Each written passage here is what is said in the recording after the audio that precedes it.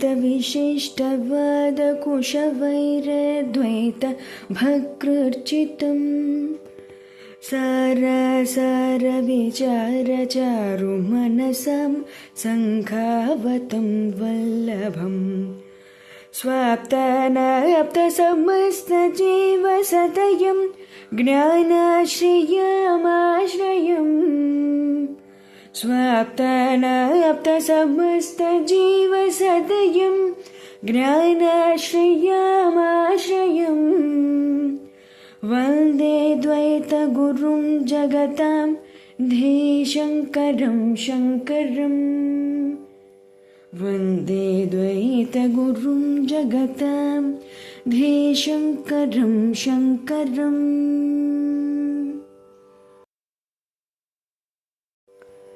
श्रुतिस्मृतिपुराणानाम् आलयं करुणालयम् श्रुतिस्मृतिपुराणानाम् आलयं करुणालयं नमामि भगवत्पादशङ्करं नमामि भगवत्पादशङ्करं लोकशङ्करं लोकशङ्करम्। శ్రీ గురుభ్యో నమః. శ్రీ శ్రవణం ఛానల్కి శ్రోతలందరికీ కూడాను మరొకసారి స్వాగతం. ఈరోజు మనం 81, 82 శ్లోకాల్ని చెప్పుకోబోతున్నాం అన్నమాట. ముందుగా 81వ శ్లోకం విందాం. ఆపాత వైరాగ్యవతో ముముక్షూన్ భవాబ్ధిపారం ప్రతియాతుముద్యతాన్ ఆశాగ్రహో మజ్జయతేంతరాలే నిగృహ్య కంఠే వినివర్త్య వేగాత్ వినివర్త్య వేగాత్. ఇప్పుడు దీని ప్రతిపదార్థాన్ని చూద్దాం. ఆపాత వైరాగ్యవతః అస్థిరమైన వైరాగ్యము కలిగినట్టి, భవాబ్ది పారము సంసార సముద్రాంతమును, ప్రతియాతుం పొందుటకు, ఉద్యతాన్ ఉద్యుక్తులైన, ముముక్షూన్ మోక్షేచ్ఛ కలవారిని, ఆశాగ్రాహ ఆశయనడి మొసలి, అంతరాలి మధ్యయందు, కంఠే కంఠమునందు, నిగృహ్య పట్టుకుని, వేగాత్ వేగంగా, వినివర్త్య మరల్చి, మజ్జయతే ముంచేస్తుంది అంటూ ప్రతిపదార్థం వచ్చింది. ఇప్పుడు భావార్థం ఏంటో చూద్దాం మనం ఇందులో. ఈ సంసార సాగరాన్ని దాటడానికి సిద్ధపడే క్షణికమైనట్టి అల్పవైరాగ్యము కలిగిన ముముక్షులను ఆశ అనే మొసలి మధ్యలోనే ఆపి బెడపట్టుకుని ముంచేస్తుంది అన్న భావం అన్నమాట. ఇక్కడ అంటే నామకార్థపు వైరాగ్యంతో సంసార సాగరాన్ని దాటడానికి ప్రయత్నించే వాడి ఆశ అనే భయంకరమైన మొసలి గొంతు పట్టుకుని అదే సముద్రంలో ముంచేస్తుంది. ఆపాత వైరాగ్యం అన్నారు కదా, అంటే అంతంత మాత్రపు వైరాగ్యం అన్నమాట. కొందరు భార్య మీద కోపంతోనూ, కష్టాలు భరించలేకనో, అప్పుల బాధ అధికమవుతేనో ఇల్లు విడిచి పరిగెడుతుంటారు కదా, సన్యాసం కూడా పుచ్చేసుకుంటుంటారు. మరికొందరు పేరు ప్రతిష్టల కోసం హరిద్వార్లో తపస్సు చేస్తామని వెళ్ళి కొన్నాళ్ళుండి తిరిగి వచ్చేస్తుంటారు. ఇలాంటి తాత్కాలిక వైరాగ్యం పుట్టి మునిగిపోతుందే తప్పితే అది నిజమైన వైరాగ్యం కాదు అంటారు. తలలు బోడులైనా తలపులు బోడులా వేమన పద్యం మనకి ఇక్కడ గుర్తుకొస్తుందన్నమాట. అంటే ఇక్కడ ఈ శ్లోకంలో మనకి ఏం చెప్తున్నా అంటే, మోక్షాన్ని కోరుకునే వారిని మనం ముముక్షులు అంటాం కదా.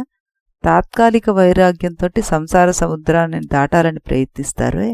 అలాంటి వాళ్ళకి ఆశ అనే ముసలి మధ్యలో పట్టుకుని వారిని తిరిగి సంసారంలోకి లాగేస్తూ ఉంటుంది అంటూ చెప్తున్నారన్నమాట. ఇక్కడ ఆపాత వైరాగ్యం అంటే ఏమిటి? తాత్కాలికంగా వచ్చే విరక్తి మనకి కష్టంలో ఉన్నప్పుడు, దుఃఖం వచ్చినప్పుడు, ఏదైనా నష్టం జరిగినప్పుడు వస్తుంది. ఇదంతా వదిలేస్తాను నేను అని అనిపిస్తుంటుంది మనకి. కానీ పరిస్థితి మారగానే మళ్ళీ ఆసక్తి వచ్చేస్తుంది. ఇది నిజమైన వైరాగ్యం కాదు. ఆపాత వైరాగ్యం ఎలాంటిది? మనకి తాత్కాలికము, భావోద్వేగంతో కూడింది, త్వరగా విడిపోతుంది. నిజ వైరాగ్యం ఎప్పుడూ స్థిరంగా ఉంటుంది, వివేకం పైన ఆధారపడి ఉండేటటువంటిది. అది ఎప్పటికీ నశించదనమాట.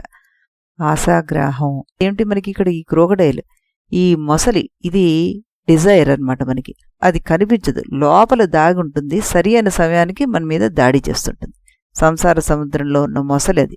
సాధకుడు మార్గంలో ముందుకెళ్తాడు, కానీ లోపల పూర్తిగా ఆశలు మిగిలిపోయి ఉంటాయి. ఒక సందర్భంలో ఆ పాత వాసనలు బయటకు వచ్చేస్తాయి, ఫలితం పతనం. వైరాగ్యం అంటే వస్తువుల్ని ద్వేషించడం కాదు, వాటి అసత్యత్వాన్ని గుర్తించడం అని మనం ఎన్నో మార్లు చెప్పుకున్నాం. ఇది నాకు ఆనందం ఇస్తుంది అనేది అవిద్య. ఆనందం ఆత్మలోనే ఉంది అని తెలుసుకునేది పరావిద్య, అంటే జ్ఞానికి ఉండే విద్య అన్నమాట.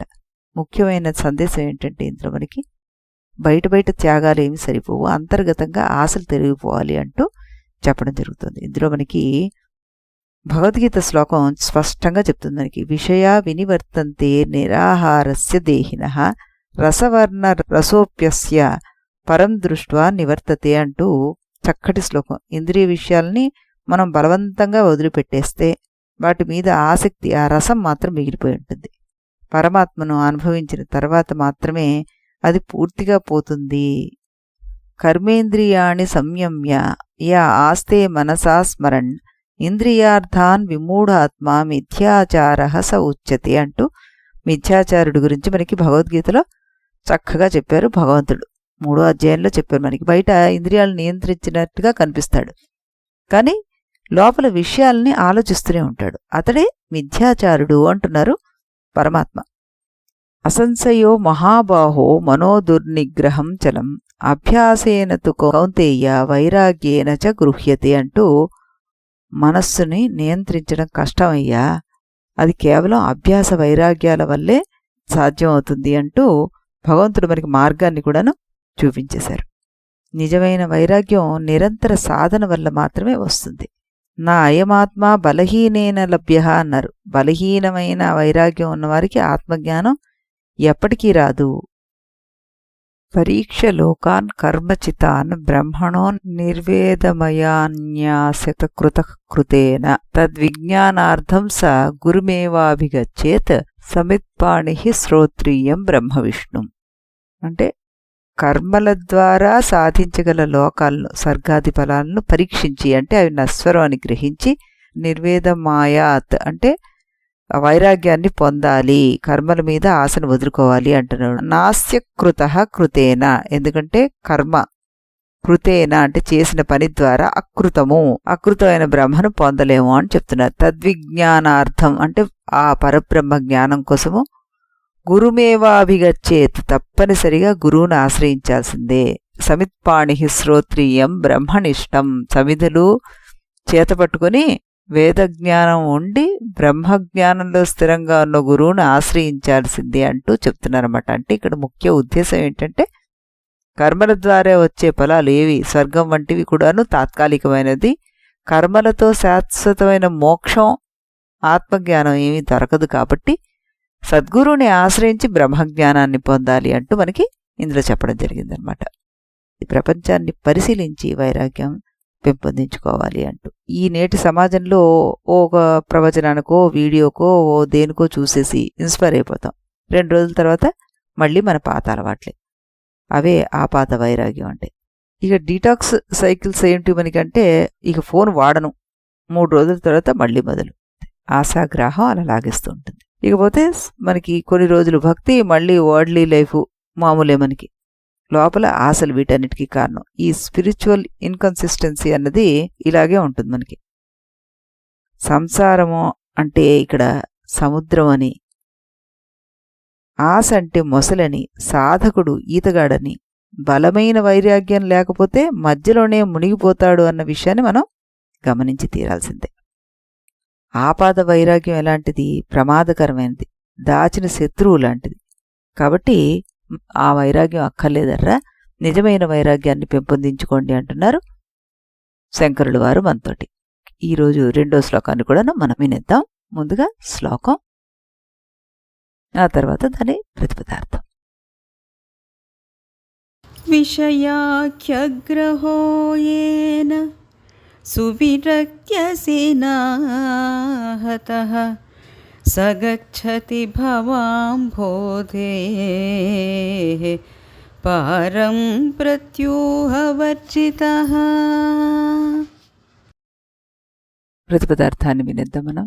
ఏన ఎవని చేత విషయాఖ్యగ్రాహ విషయం అనడి మొసలి, సువిరక్త్యసిన అంటే మంచి వైరాగ్యం అనడి కత్తితో, అసినము అంటే కత్తి కదా, అతః చంపబడిందో, సహ అతడు, ప్రత్యూహవర్జిత అంటే విఘ్నములు లేనివాడై, భవాంభోదేహ సంసార సముద్రము యొక్క పారము అంతమును గచ్చతి పొందుతాడు అంటూ చెప్పడం జరుగుతుందన్నమాట.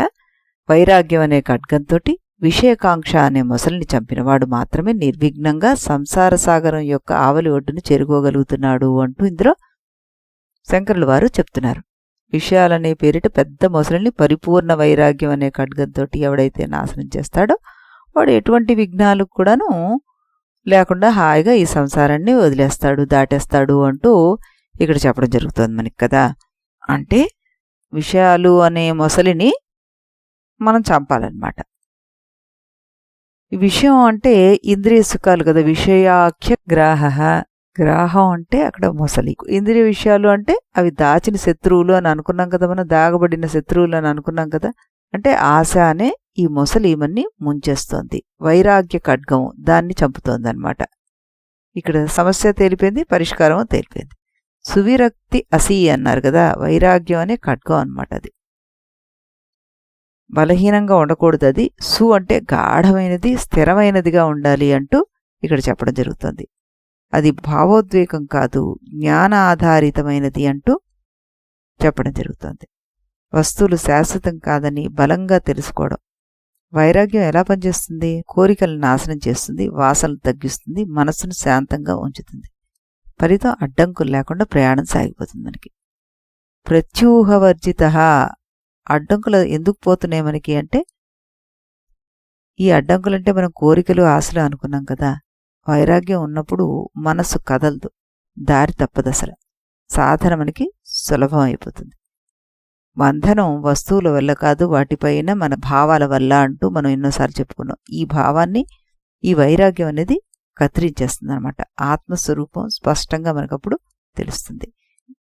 విహాయ కామాన్ యః సర్వాన్ పుమాంశ్చరతి నిస్పృహ నిర్మమో నిరహంకార స శాంతి మధ్యగచ్చతి అంటూ మనకి భగవంతుడు గీతలో చెప్పారు. ఎవరైతే అన్ని కోరికలను వదిలేసి ఆసక్తి లేకుండా జీవిస్తాడో అతడు మమకారం లేకుండా, అహంకారం లేకుండానే శాంతిని పొందేస్తాడు అంటూ చెప్పుకున్నాం. సువిరక్తి అసి అన్నారు. కోరికలను పూర్తిగా విడిచిపెట్టడం అంటే శాంతి, మోక్షం రావడం. యదాహి నేతేంద్రియార్థేషు నా కర్మస్వనుషజ్యతే సర్వసంకల్ప సన్యాసి యోగారూఢస్తదోచ్యతే అంటూ భగవానుడు చెప్తున్నాడు. ఏమని? ఇంద్రియ విషయాలపైన ఆసక్తి లేనప్పుడు మనిషి యోగంలో స్థిరపడిపోతాడు అంటూ. త్యాగి స నిత్య సన్యాసి అని కూడా ఆయన అన్నారు. ఎవరు ద్వేషం, ఆశ లేకుండా ఉంటాడో అతడే నిజమైన సన్యాసి అంటూ మనం చెప్పుకుంటున్నాం. నా కర్మణ నా వ్రజయ ధనేన త్యాగేనైక అమృతత్వ మానషు అంటూ, అంటే వైరాగ్యం వల్ల మాత్రమే అమృతత్వం అంటే మోక్షం లభిస్తుంది అంటూ చెప్తున్నారు.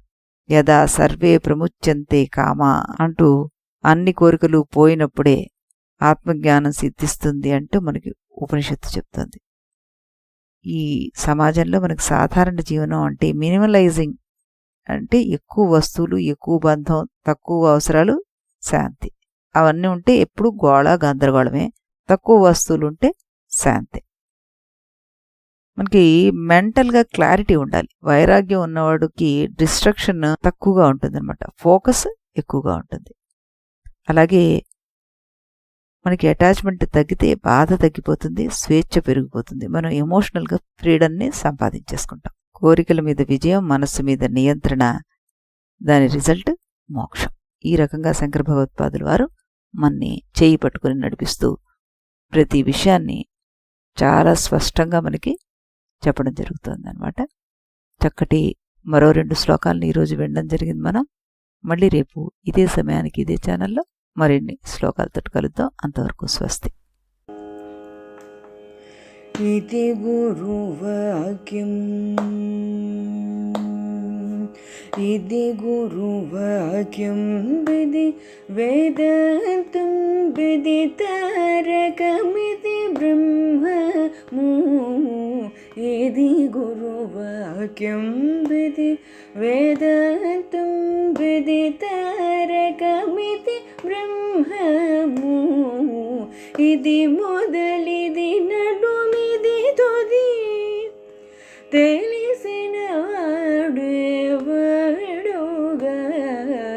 ఇది మొదలిది నడుమిది తొది తెలిసిన వాడెవడోగా ఇది గురువాక్యం విది వేదాంతం విదితారకమిది బ్రహ్మము ఇది గురువాక్యం.